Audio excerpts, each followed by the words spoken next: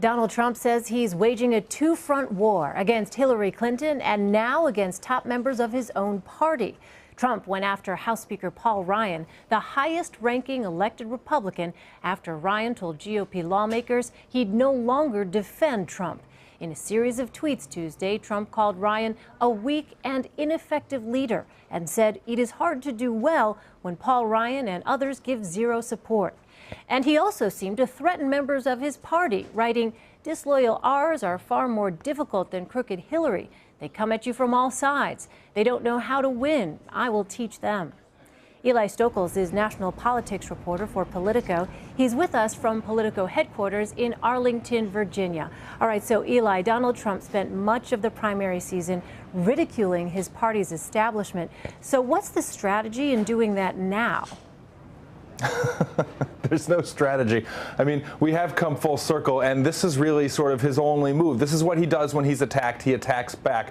But the problem is, we were sort of past the pretense, right, for both the establishment and Trump sort of pretending that they liked one another through sort of what was this arranged marriage after Trump became the nominee that really sort of held until really over the weekend when the video came out and the Republicans saw polling numbers in free fall, and a lot of them decided that they had to cut bait. And so really there's nothing left to lose for Donald Trump or for the Republicans because they're just trying to, do what they each have to do. This was a better strategy for Donald Trump. It worked pretty well during the primary, attacking the establishment, harnessing the anger of the grassroots at the party's establishment. But now with just 4 weeks left in this general election, it's not much of a strategy when it comes to doing anything other than, hardening his already hard base of support among the sort of, conservative grassroots and the sort of far right base that he has. This is not going to make any inroads with women, with undecided voters. But I think Trump's campaign recognizes now that their ability to do that is pretty much gone after this videotape. And so this is really the only move that they've got. And really, when Donald Trump said this morning that he has been unshackled, I mean, really, freedom, just another word for nothing left to lose. Donald Trump can sort of do this the last couple weeks, and be his most natural self, his most pugilistic, attack, talk about Bill Clinton's mistresses. And really, it's not going to help him make any inroads with swing voters. But, he wasn't making those anyway. The sort of, the last straw was the videotape. And this is sort of where he is now, backed into a corner and just fighting with just a month left to go. Yeah, a scorched earth policy, as some have called it. Well, Eli, as you know, RNC Chairman Reince Priebus reiterated Monday that he'd stand with Donald Trump just hours after Paul Ryan said he'd no longer defend Trump. How do you explain the different approaches here from top Republicans?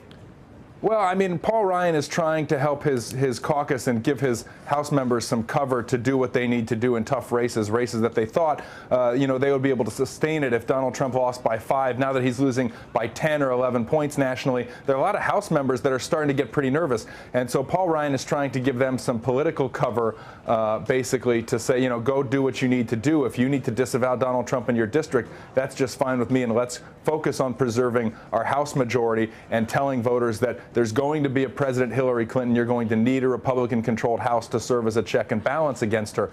Reince Priebus's job is different because the party committee works much more closely with the presidential nominee. And really, he's not in a place where he is able to sort of just say, all right, forget it, every man for himself. He has to sort of at least put up this front, this sort of pretense of party unity, even though we can all see that that's all it is, a pretense, and that party unity is long gone on the Republican side.